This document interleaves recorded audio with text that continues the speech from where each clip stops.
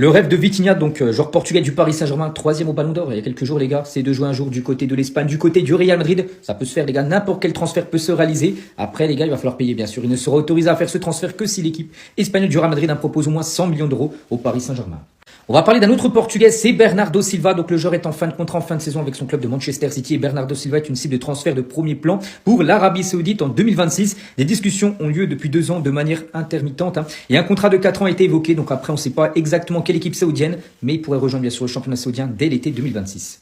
Des nouvelles également de Hendrick, les gars. Donc Hendrick et ses représentants ont fermement exclu un prêt loin du Real Madrid, même si le club du Real lui conseille plutôt de partir en prêt en janvier. Pour l'instant, Hendrick souhaite rester du côté de Madrid.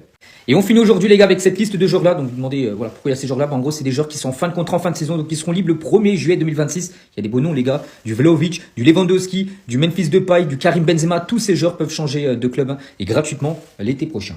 C'est clairement la meilleure chose qui pouvait lui arriver dans le système de Xabi Alonso. Au vu du niveau affiché depuis quelques matchs, Fede Valverde, on doit le replacer. Carvalho et Alexander Arnold vont manquer un mois de compétition, des matchs de Ligue des Champions et même le Classico. Mais Valverde, au moment de la blessure de Trent, lui, il savait déjà qu'il allait finir latéral, parce que dans le nouveau système de Madrid, malheureusement, ce profil de joueur n'a pas sa place. Après la blessure de Trent, Carvalho qui s'est fait allumer, et cette photo me rappelle tellement sa blessure au ligament croisé, mais j'espère qu'il va vite revenir parce qu'à son poste à Madrid, je pense qu'il n'y a pas mieux. Le joueur de l'Atlético qui prend un carton jaune sur cette faute, le jaune il est très orangé pour pas dire que c'est en rouge. Et ce qui me fait plaisir dans cette histoire, c'est que vous allez voir que Valverde va retrouver sa passion. À l'ancienne, quand tu voyais Valverde sur le terrain, il jouait avec de la rage. Maintenant, c'est un fantôme, on le voit même plus sur le terrain. Et on est même arrivé à un point où un joueur qui ne faisait jamais d'erreur, et même qui parfois les comblait grâce à sa polyvalence, se retrouve à faire des cadeaux pour le but d'Antoine Griezmann, qui n'avait pas marqué depuis 22 matchs en Liga. Ça va nous permettre aussi d'avoir un milieu beaucoup plus créatif, parce que si Valverde passe en latéral droit, au milieu on aura Bellingham, Arda Güler et Tchouaméni selon moi. Dans tous les cas, j'attends vraiment de voir les choix de Xabi Alonso, parce que ça m'étonnerait qu'il le mette sur le banc et qu'il mette Raúl Asensio à droite.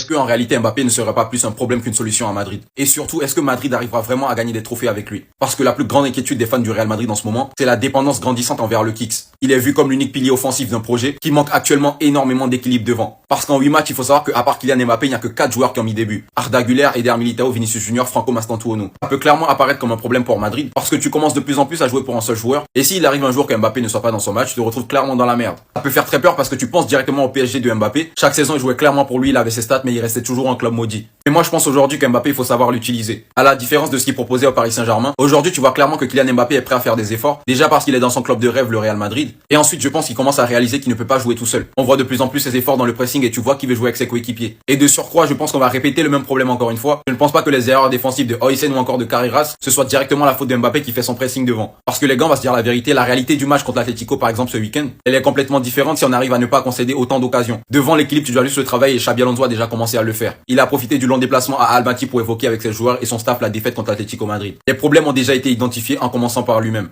Bref, pour moi, Mbappé n'est pas le problème aujourd'hui du Real Madrid, parce que le problème du match contre l'Atlético, même de la deuxième mi-temps contre Marseille, n'a pas été Mbappé, mais vraiment la cohérence dans le collectif. Attendez les gars, je vois bien blanc sur noir les déclarations de Xabi Alonso là, face à moi. Personne n'a de place fixe dans le 11. Ceux qui méritent de jouer joueront.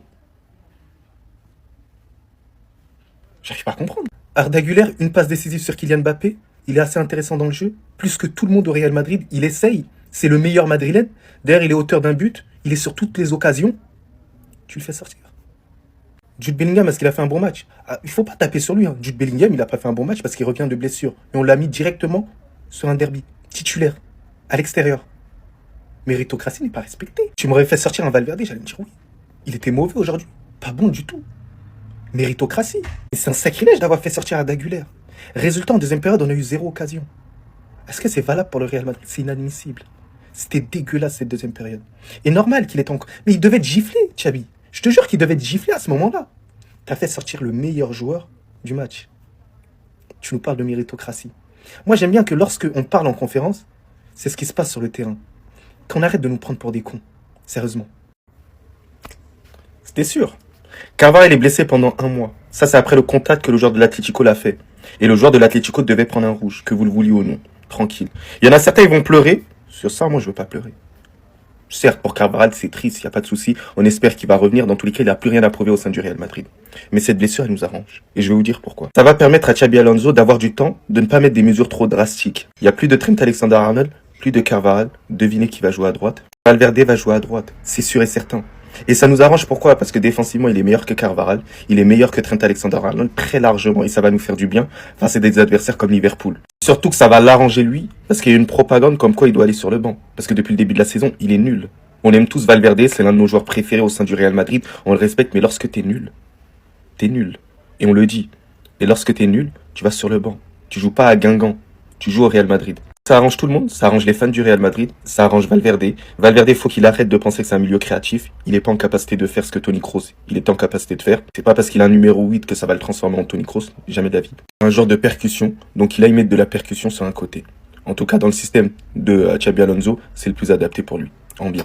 Les actus mercato du lundi 29 septembre, c'est parti. On commence tout d'abord avec l'équipe espagnole du Real Madrid qui garde un œil concernant deux milieux de terrain de Chelsea. On peut voir tout d'abord Renzo Fernandez et Caicedo. N'oubliez pas que Chelsea a acheté les deux joueurs, prix cumulé plus de 230 millions d'euros. Donc voilà, le Real Madrid, bien sûr, s'ils veulent s'offrir rien qu'un des deux, il va falloir débourser bien sûr une grosse somme d'argent.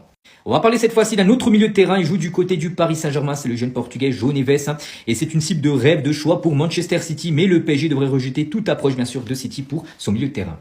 Du côté du FC Barcelone, ça bouge également. Le Barça rejoint le Real Madrid Liverpool dans la course pour signer Dayot Upamecano, défenseur français du Bayern Munich. Donc le défenseur du Bayern est en fin de contrat le 30 juin 2026 et peut négocier avec des équipes étrangères à partir du 1er janvier 2026. Et on finit aujourd'hui les gars avec Philippe Coutinho, on n'a pas oublié ce joueur qui joue du côté de Vasco da Gama, donc du côté du Brésil, mais il pourrait partir du côté du championnat saoudien. On apprend ça bien sûr. Donc il pourrait être disponible pour seulement 2 à 3 millions de livres sterling, ce qui fait à peu près 5 millions d'euros. Il n'y a pas que le Barça à l'époque l'avait acheté comme 145 millions d'euros en provenance de Liverpool. La lourde défaite du Real Madrid avant-hier contre l'Atlético, donc a laissé des traces. Du côté de Madrid, on apprend aujourd'hui que Xabi Alonso a profité du long voyage almaty, plus de 11 heures de vol les gars, pour discuter de la défaite de l'Atlético avec les joueurs et le staff technique. Donc les problèmes ont été identifiés. Donc tout d'abord en commençant par lui-même, donc Xabi Alonso prend une bonne responsabilité tout simplement de cette défaite par rapport à ses choix, bien sûr, tactiques qu'il a pu mettre en place lors de cette rencontre. Et à noter que Hudson s'est également excusé sur ses réseaux sociaux, donc toutes mes excuses aux fans pour ce week-end, nous continuerons, nous avons encore un long chemin à parcourir. N'oubliez pas quand même 5 buts concédés contre l'Atlético Madrid.